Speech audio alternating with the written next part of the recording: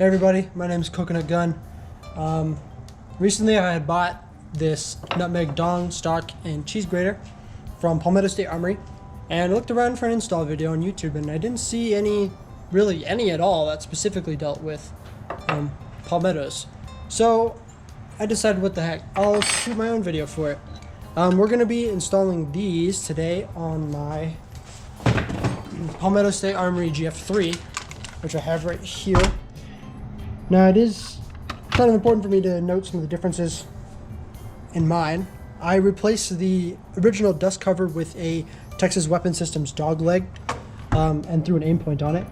It's a little bit different in the sense that it removes the rear sight from the front sight block, or rear sight block, and pins it so that way it's minimal wiggle and it retains its zero pretty well.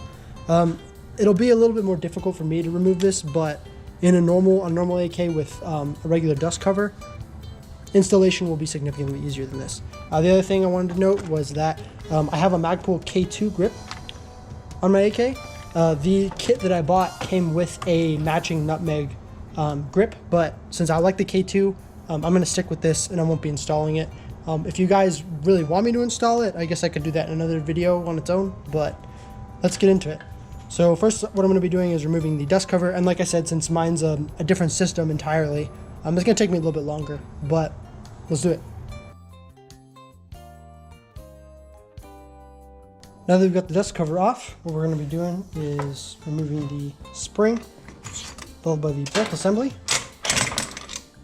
Flip it over so you guys get a better view. On this side of the rear sight block, there's the lever. Throw on that. Should get you your gas block off unless the tube is really dirty. And then to get the lower handguard off, you actually need to remove the cleaning rod if you have one. So just pull that off here. For the handguard retainer, there's a little lever. Actually, if you can see that right here. You want to throw that forward. If I can reach it, I have to use a pair of pliers here.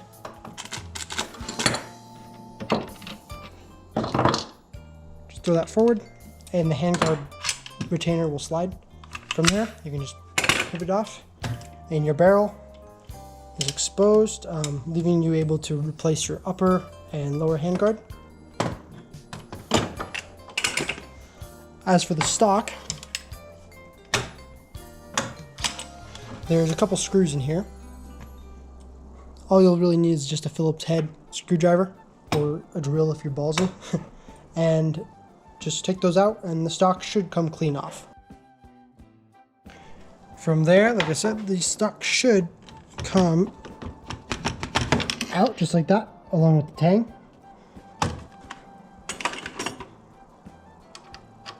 Which will go there. And just like that, we are ready to actually do the install for the wood components and the cheese grater too. The first wood part that I want to install will be the stock. When Palmetto ships their wood stuff out to you, they have all of the metal components disconnected.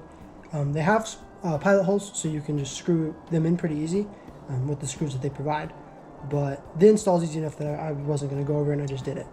The harder part though was going to be fitting the actual stock to your AK.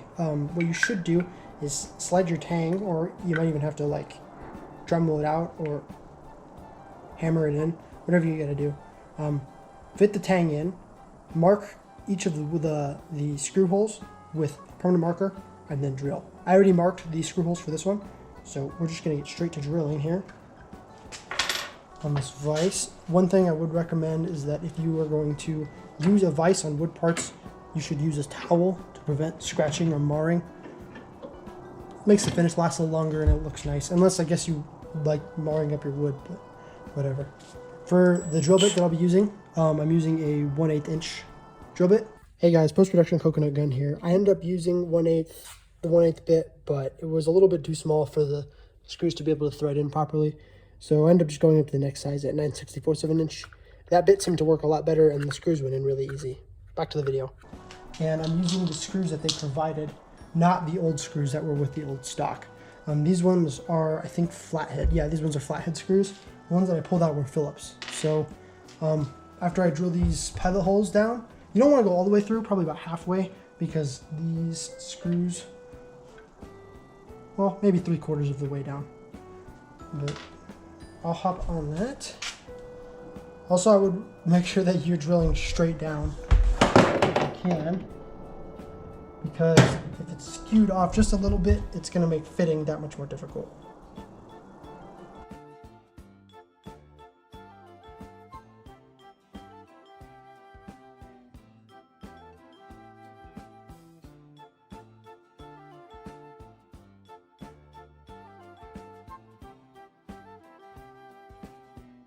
After a little bit of finicking, finally was able to finish the pilot holes here.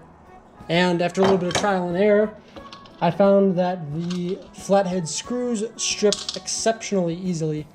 And I really hate these. Even with a good pilot hole, these things do not go in straight.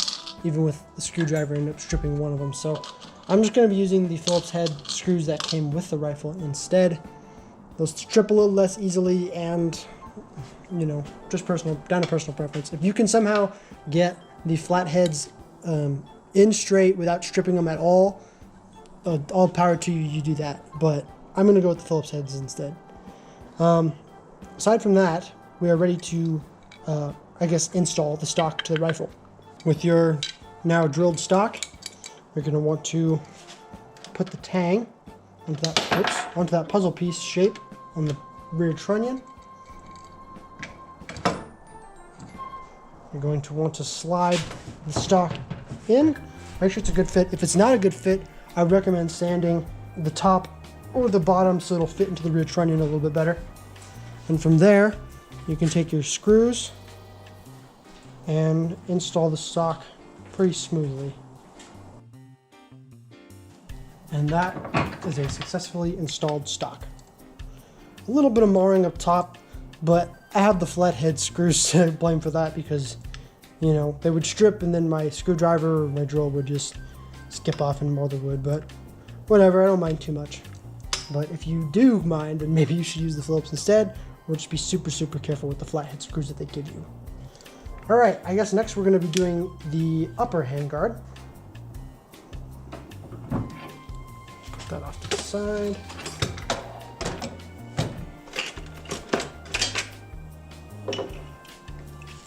With the gas tube on it. To get the upper handguard off the gas tube,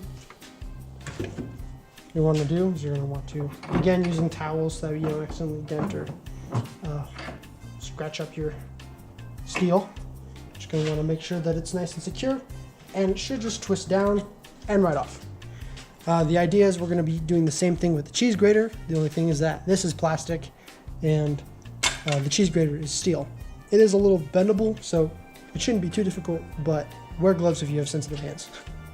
Now the upper handguard has a slight taper. I don't know if you can really tell from this angle, but the top is slightly more tapered than the bottom.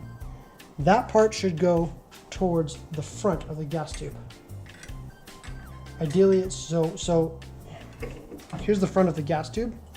The tapered part should be towards the front, like this.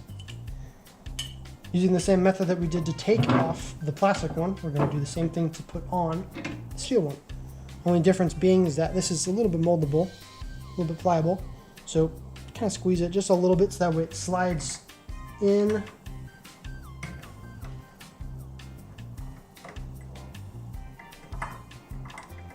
I like how I made that mistake right after lecturing you guys about making sure that it's tapered right. And then making sure that that gas tube is clamped down. Just going to want to twist it on.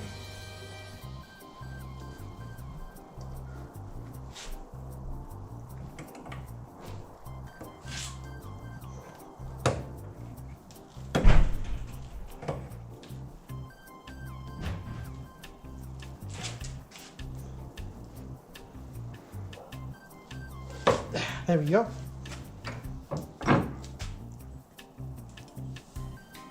And that's an installed cheese grater. A little bit easier than the stock. Last thing we're going to be doing is the lower, which also requires a little bit of work, but not nearly as much as drilling the stock. Now, stamped receiver AKs all vary slightly depending on manufacturer. And stamp receivers have a little gap between the barrel. I'm trying to get a good view here. Between the barrel and the actual receiver itself. The bottom handguard should slide into it like this. Now, mine's a very, very tight fit, so I'm going to have to sand it down a little bit. It doesn't particularly matter what grit sandpaper you use. I'm just using, I don't even know what this block is, but you know, I had it around, so it'll work for now. Just sand a little bit off and try to fit it. Sand a little bit off, try to fit it. It's better to sand off a little too little than too much, because then it'll be wiggling around and you'll have to shim it.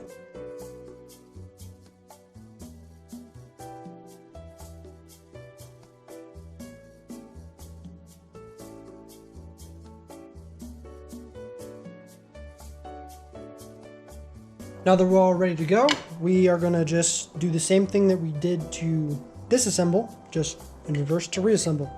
We'll start with the lower handguard. So now with your newly fitted dong, you're going to slide that into the receiver. Just like so. Then you're gonna want to slide your handguard retainer forward and then throw the lever. I might actually have to hammer this one down a little bit, just because that's quite a tight fit.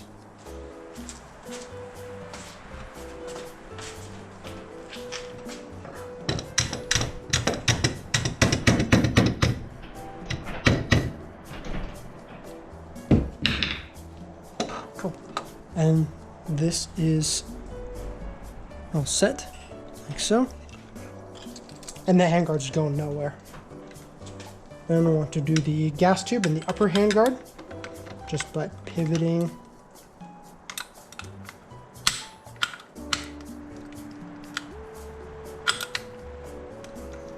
It's a little bit finicky though.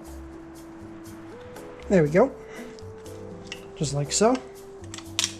And then last thing to do will be to reassemble the bolt assembly.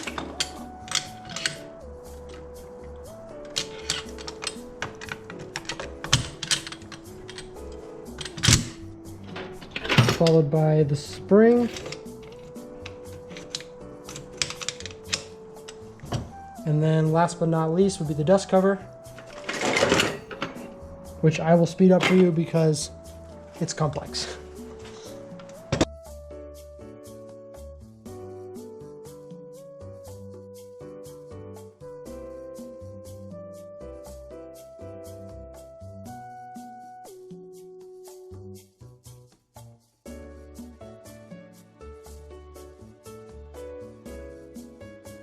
Last thing I want to do is reinstall the cleaning rod. I actually might need to take my muzzle brake off to install.